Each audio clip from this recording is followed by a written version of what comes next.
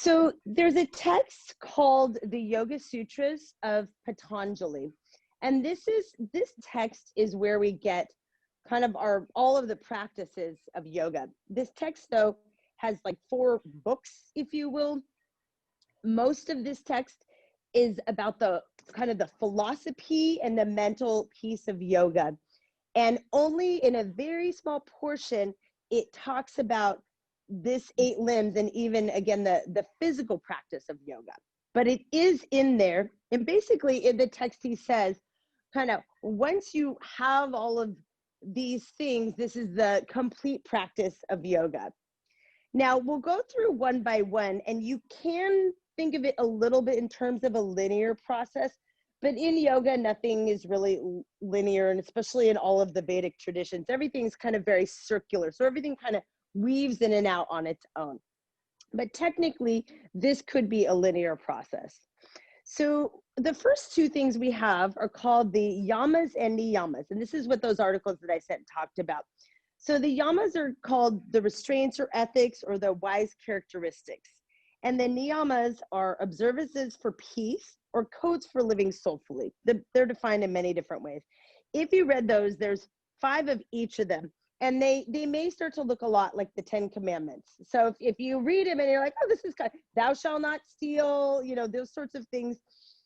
It's very similar, but it goes a little bit deeper and a little bit more philosophical. So a lot of spiritual traditions have these sorts of things. So Patanjali talks about these two first things as being like kind of the way we live our lives in the practice of yoga, this union, this connection. The next piece is called asana, which we may have talked a little bit about last week, but asana are literally the physical postures. So it can be described as a steady pose, as bodily postures. What the word asana literally is translated to is a comfortable seat. So now you guys have already practiced some asanas. You've literally practiced your comfortable seats. Tadasana, standing mountain pose. Shavasana, that reclined resting corpse pose. So that's why you hear this asana at the end of all these words. It means they're in asana. So tada is the mountain. So tadasana is mountain pose, right?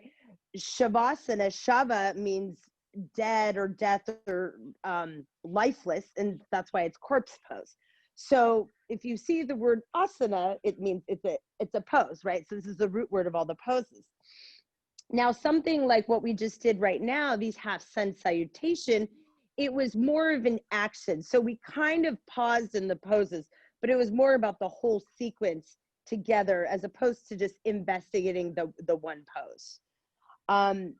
So you'll see that throughout your yoga practice, where there'll be more kind of sequences of movement, of postures that flow together, and other times where you'll pause in postures to investigate them and find how you can be comfortable in that posture or take a comfortable seat.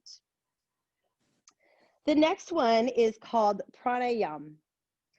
So this is prana expansion practices. Prana is loosely just defined as energy. And you'll hear a lot of people interchanging the word prana with breath or pranayama with breathing practices. And basically you'll hear this a lot because we work with the breath to get this prana, this energy flowing. So it's like the energy rides along with our breath. So this prana is just this life force, this energy that we have in our bodies. It's not necessarily synonymous with breathing, but they go hand in hand. We use our breath and we use our breathing practices to expand this prana. And we'll get into some actual practices that can be defined as specific pranayams later on in our series. So this next one is called, and these next kind of 3 may seem a little confusing because they all kind of sound like meditation. So that's where I said it's more cyclical. They kind of all kind of weave in and help each other out. So it's not like we only do one thing on its own or we just do meditation on its own. All of the pieces kind of weave into it. So the next one is called pratyahara, which is withdrawal of the senses. So this is like, let's say you were sitting quietly, and if all of the senses are turned on and you're paying attention to what's going on around you, you're listening to noises that are distracting you, your stomach's grumbling, whatever, all of the senses, if they're focused outward, it can be hard to focus internally, right? So this pratyahara, this withdrawal of the senses, helps you come into the state of meditation or into a point of focus, because you're not distracted by the senses being focused outside. The next one is called dharana, or one pointed focus. And some people describe this as a one-pointed internal focus, but some people also describe it as either as external or internal. So we've already been practicing this in class. You've heard me say gaze at a non-moving point, right? And then in our shavasana later today, we'll figure out what that internal gaze. So again, this is just another way to take away distraction. If I'm, let's say, holding an asana and I'm constantly gazing around the room and letting my eyes go, it completely scatters my mind and my body. So if I can come to this one pointed focus, whether my eyes are open or closed and maybe I'm gazing inside, again, it helps that concentration, it helps calming the mind.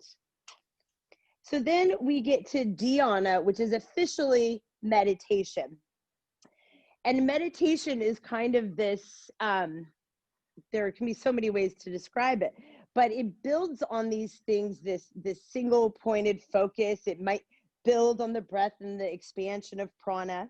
It might build on this withdrawal of the senses, but meditation is where we're kind of in this place of typically complete stillness. It doesn't have to be, we can do a walking meditation, but where you're in that place of almost like complete flow and just complete awareness of just who you are, how you're feeling, what's going on. And the mind is just kind of clear and in this place.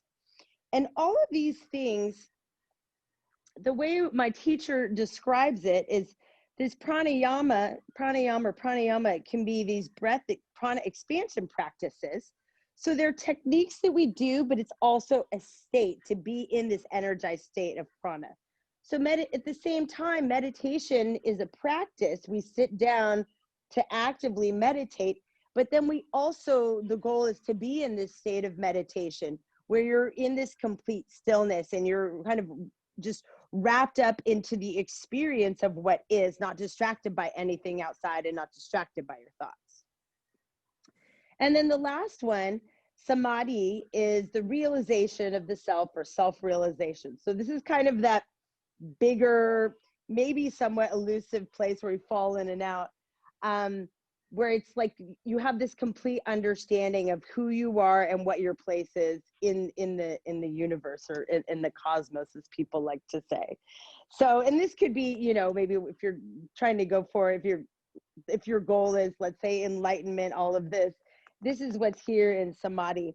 And, you know, I would just say the people, the major yogis that go to sit in caves and meditate, they probably spend more time in this state of samadhi and self-realization. Whereas we as householders and people who live in the world, we probably maybe float in and out of this state.